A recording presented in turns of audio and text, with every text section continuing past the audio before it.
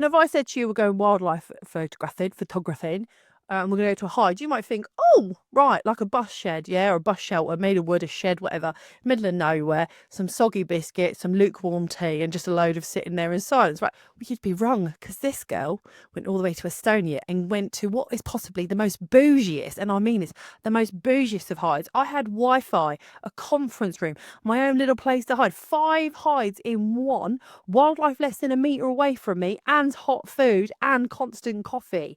I'll be honest, as it was my first go, I think I was spoiled. I can honestly say I'm absolutely spoiled. I don't think anything else can be better. But let me tell you what I learned and how much I loved it. And you're going to be like, wow. I'm not saying my photography is amazing, but I think I need to share with you just how cool it was as someone who never shoots wildlife. Got on. Now, I never expected it would be such a bougie hide, okay? It's a big wooden structure. I say big, it's like one level with multiple points of vision, which are basically the hides in various areas all over this place, right? I had Wi-Fi, I had food, I got some great coffee, thanks, Phil.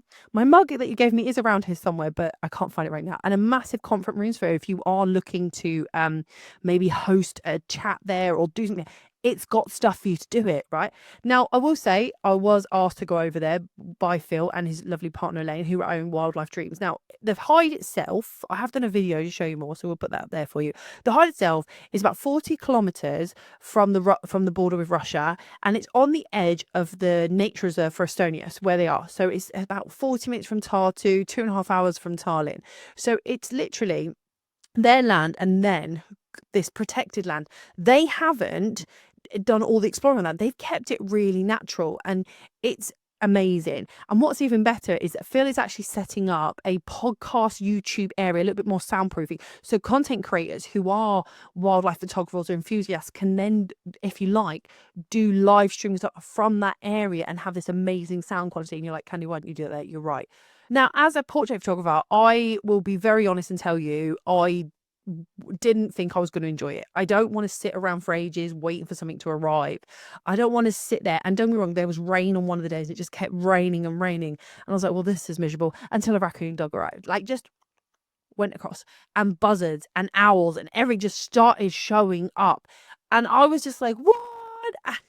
At one point, I think I did a video on my Instagram. I'll put it somewhere here. In fact, I did it on Reels. I'll put it here, where I'm editing and the fox is there. And thanks to the one-way glass, I have this amazing opportunity where I can photograph and they can't see me.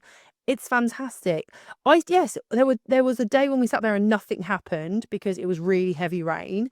But then the next day we were inundated, and I jokingly called it the wildlife nursery because we had baby foxes, a baby owl, and baby raccoon dogs all coming through. And I was like, oh, the cute factor, cute factor. I know you're going to go, oh, God, whatever. I felt something change. I was so eager to wait for these animals to show up. I started to realize, as Phil was teaching me, you need to start preempting their behavior. So something really funny we were laughing about is most birds, they'll do a dump and then they'll fly. So we were waiting for a bird to do a crap. I was like, when is it? When is it? And when they did, we were like, yeah, ready. I'm sure in certain websites. But I felt like now I had this anticipation, but you did nothing for ages.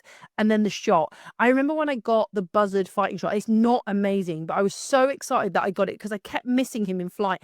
And then I was like, Phil, give me a few pointers. And then I got it. It's not the most amazing shot. And you're going to be like, whatever. So let me tell you what I learned, because as a complete noob coming into this, right? As a complete noob, it challenges you. I mean, I get challenged all the time, but this was hard. One, you have the least control I think I've ever had in a photo shoot. Like, if you're doing events, you kind of get an idea of what you're going. When it comes to wildlife, no, they're probably not even going to show up sometimes. You're dealing with natural light. And when the animal does show up, you're like, oh, well, this is the worst light ever. But you still got to take the shot. You still got to do the shot. You have no control where your subject is, where they go, nothing. Your shutter sound, if it's too loud, might frighten them.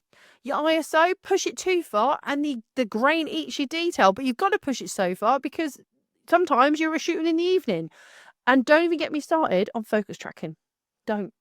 I feel like photographing some of these creatures was like giving a toddler 2 Red Bulls and then going, off you go, and then just cutting the lights out and saying, right, now track them. That's what it felt like.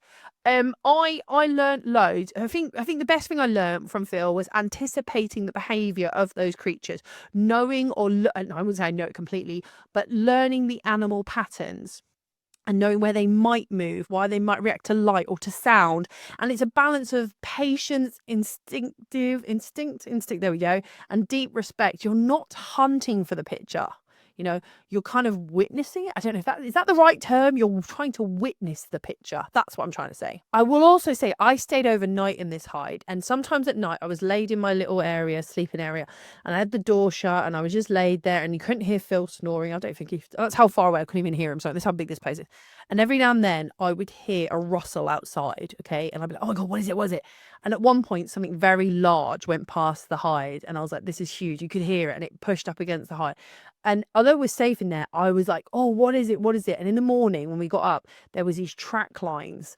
Now the ground had rained in between the noise. So we didn't have any, if you like, prints that we could look at. But where it had gone down to the lake had pushed a large area of grass out of the way. So we're not sure what it was. Some people said it might have been a bear because he has had bears there.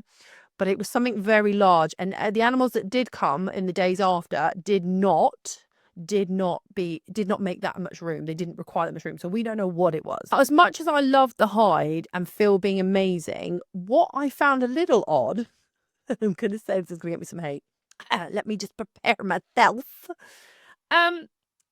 Wildlife photographers. So I'm very much a beginner in this. I was shooting on my 70 to 200. Because I was mainly there to shoot also the fashion thing, which you might have seen already.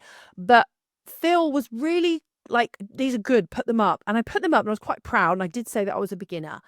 Oh, I did not realize there was certain ways of shooting photography. Now, when it comes to wildlife, like with portrait, everyone's got their own spin, but wildlife, they were harsh. They were telling me I had too much space around the animal. It had to be close in on the animal.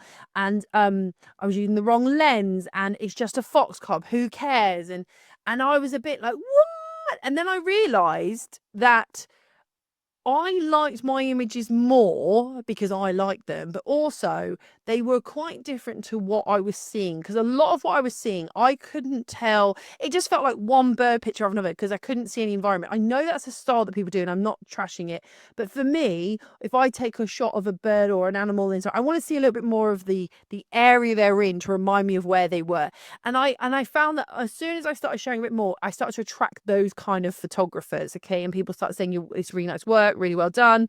I was like, thank you very much. Obviously it helps that Phil was there because he's quite well respected in the community, and it meant that, you know, I think that people were being kinder to me because Phil was, you know, like my mentor for it.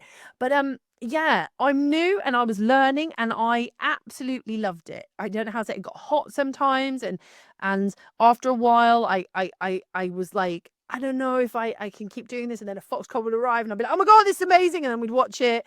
And suddenly I was eager to stay up till 1 o'clock, 2 o'clock, 3 o'clock in the morning to see what else came in. I can't remember the last time I was like that, except when I'm at a gig. And what I loved about Phil is that he is really ethical when it comes to these animals. So I've always had concerns, you know. I remember when I went on holiday once and people were like going great white shark diving, and they get the animal into a frenzy. And even at my young age, I was like, I don't agree with that. I'm not here to challenge anyone. I just personally don't agree getting an animal up into a frenzy just so you can have the experience of the animal thrashing about. It's very gentle, right? Don't get me wrong. There was a point where a family of ducks arrived with their little ducklings, and I was really worried that the raccoon dogs or the fox cubs get it. And like Phil said, it's nature. You have to let it happen if it happens. And my little heart was like, no, because, you know, it's a little duckling. I know you're all going to joke at me, but, you know, there's certain things I don't necessarily want to see a duckling torn apart. It's definitely up there as one of them. But it didn't happen. And I have to say how fortunate I am, because it could have easily happened. But it was just the fact that you never knew what was going to arrive, like at all. There was no schedule. I mean, don't get me wrong. It seemed like Jay and the woodpeckers were always showing up in the morning, and they stay around for ages. And then the buzzard became quite regularly there. And then this fox cub appeared from nowhere one day and then was there every single day. And it became like, oh, this is like, I felt like at one point I was like in a Disney movie. Like any minute now, some Disney princess is going to appear, sing a few songs, and every animal from the wild is going to come out. I'm not here to say I'm an expert in this, but what I will say for you photographers who maybe have never thought about wildlife photography is definitely try it. Now, I'm very lucky that I went to one of the best. I mean, I'm saying it's the best. I Googled the others. They all seem to pale into slight contrast. I would say you have a go. Like really have it. Like I was quite humbled. I was looking at it and I was like, this isn't so bad, I can see why people like this. And, I'm not saying I've poo-pooed the idea, and I still find it a bit peculiar, some of the rules that people impose, and there's a lot of etiquette, it seems, in wildlife photography, and they get really annoyed if you don't, what's the thing I learned? CC, is that what it is? Contain capture or something, where you've set up the shot for the animal to be in that position. I don't know. That's something that people want to have out. And yeah, there was some real things that I was like, I just shot a bird on a twig. Can I just say I shot a bird? And then Phil was like, it's not a bird, it's a this buzzard. I was like, okay. So I shot a buzzard on a twig. He's like, no, it's on this animal. And I was like, okay. I'm not great at that, but some of them were really, really nice. And Phil's obviously really, really nice. We spent 7 days doing this and then going to the fashion week. Really nice. And I have to say, although my opinion is very limited, as someone who's completely naive going into this, having no idea what to expect, go to this hide. You're a newcomer, you're a professional. I went in completely a novice and I had a great time. I can only imagine if you are very knowledgeable in wildlife photography, you would have an even better time, because there is so much there. So much. And not just at his hide, but he takes you to surrounding areas. There is so much there. So for me, I would say go shoot some wildlife. Now, you don't have to go off to Estonia, admittedly. I mean, you'd all love to. But take a look at the wildlife around you. I mean, I've started this project, he's going to laugh, on gammy pigeons. You might laugh at me, but I've become obsessed with photographing gammy-legged pigeons. Phil, you can keep me buzzard. I've got a gammy-legged pigeon. We made a joke about this in the hide, and I feel like it's woken something up in me. I kind of like the idea of the gammy-legged pigeon. If you know the story about what pigeons did in World War, you understand why they need a little bit more respect. Okay? But anyway, I just want to say, take care of you. Check it out. Have a go at wildlife. I'm not sure if I'm the best person on this because I'm so left of field on it, but I had an amazing time. And I'm actually going to go back out and do some more. Take care. Bye.